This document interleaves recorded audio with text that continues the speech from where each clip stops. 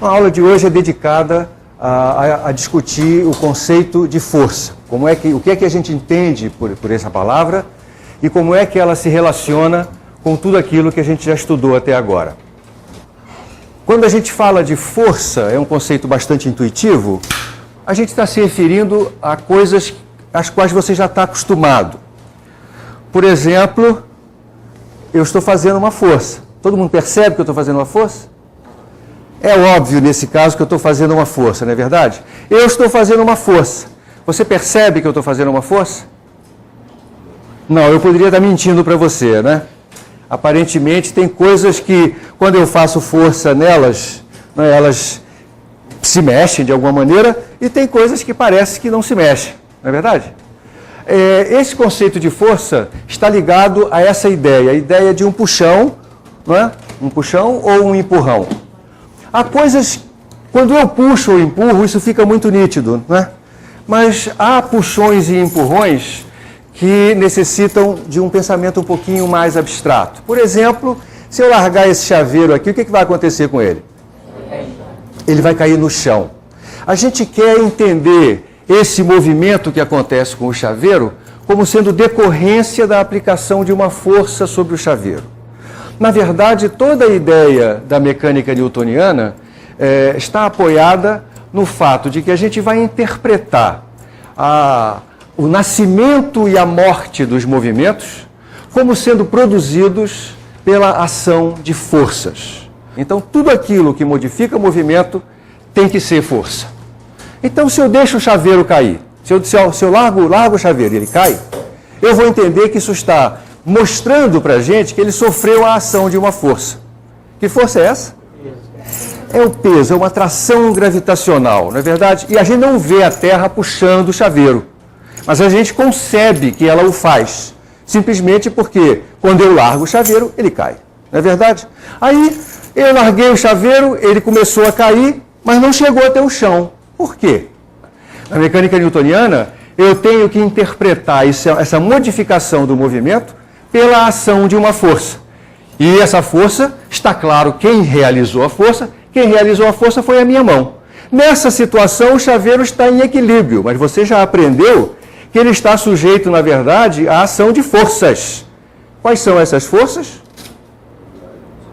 A força de atração gravitacional, que não deixa de existir simplesmente porque o chaveiro parou de se mover, e a força que a minha mão faz para cima, e essas duas forças, de alguma maneira, estão se equilibrando, de modo que o chaveiro fica em equilíbrio. Eu vou chamar essa situação aqui de uma situação de equilíbrio.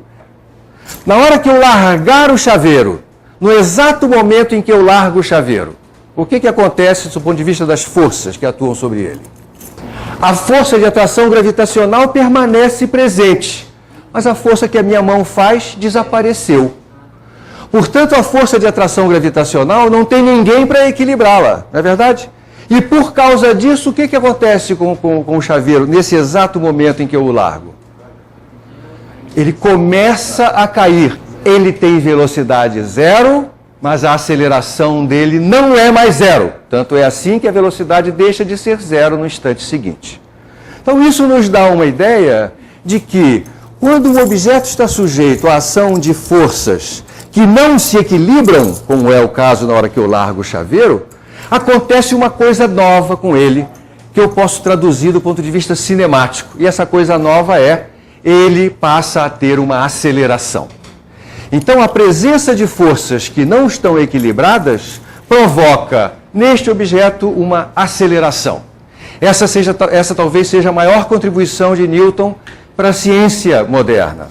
Newton descobre que a força que age sobre um objeto provoca, neste objeto, uma aceleração.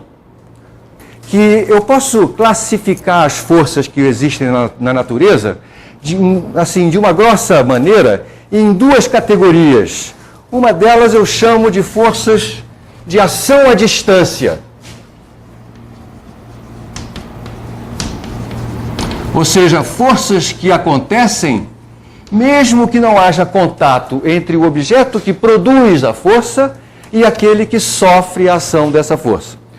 Sempre que eu identificar a presença de uma força, é importante que eu saiba distinguir quem faz a força, quem produz a força e quem sofre a força.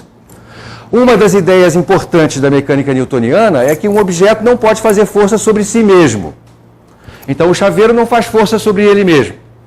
Tá certo? Nessa situação que nós acabamos de analisar, ele sofre a ação de duas forças, a força de atração gravitacional, que é uma força de ação à distância. Quem provoca o aparecimento dessa força é o planeta Terra, é a Terra que puxa o chaveiro. Quem sofre a ação da força é o chaveiro. A outra força que o chaveiro sofre é a força que a minha mão faz sobre ele. Veja, essa é uma força de contato. Eu não consigo fazer uma força sobre o chaveiro sem estar em contato com ele. Então, essa aqui é uma força de contato. Você consegue lembrar de outras forças de ação à distância? A força magnética, né? Quando a gente fala da força, a gente tem que falar desse jeito. Claro, isso está associado ao fenômeno do magnetismo. Se eu tivesse aqui um ímã, né, e tivesse um material de ferro, por exemplo, você veria o ímã atrair o material de ferro. Então, mesmo sem estar em contato com ele. Significa que há uma força de ação à distância que o ímã faz sobre o pedaço de ferro. Você deve ter na sua casa, na porta da geladeira, algumas coisas de propaganda grudadas na porta. Não tem, todo mundo tem. Onde é que está o ímã? Está na porta da geladeira ou está no material de propaganda? Está no material de propaganda. Então, o ímã que está no material de propaganda atrai a porta da geladeira. Quando você bota o ímã na porta da geladeira, o ímã cai? Como é que você explica o fato do ímã não cair, do ponto de vista das forças que ele sofre? Quais são as forças que o ímã que está no material de propaganda está sofrendo? Está sofrendo a ação da força gravitacional, e olha como eu falo sobre ela. E que mais? E está sofrendo uma força que só pode ser, nesse caso, magnética, que quem faz sobre ele?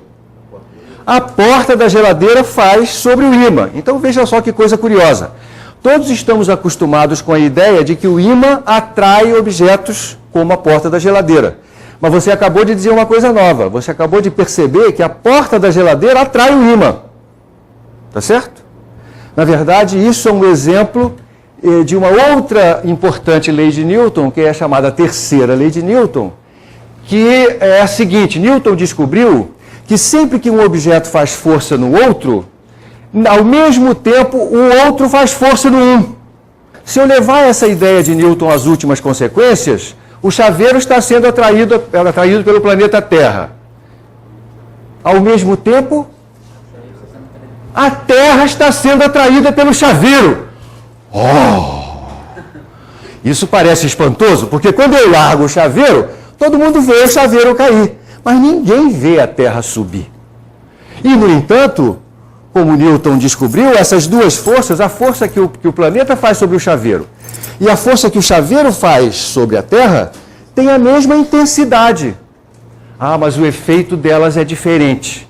Apesar das duas forças terem a mesma intensidade, o seu efeito pode ser diferente, porque depende das características do objeto que está sofrendo a força.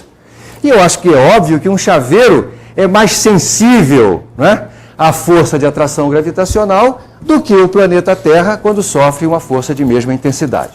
Então nomeamos aqui duas forças de ação à distância, a força gravitacional, a força magnética. Será que tem outras? Será que você já fez uma experiênciazinha simples que é a seguinte? Pegue um pente de plástico ou uma caneta dessas de plástico, isso serve, né? Atrite bastante com um pedaço de pano e aí corte pequenos pedacinhos de papel e aproxime a caneta dos pedacinhos de papel. Você vai perceber que os pedacinhos de papel vão ser atraídos por esse objeto, pela caneta ou pelo pente. Que tipo de força é essa? Esta é uma força elétrica.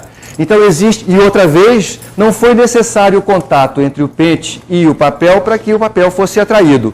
Então nós temos uma terceira força que acontece no nosso cotidiano, que a gente vai associar ao fenômeno da eletricidade. Tá certo?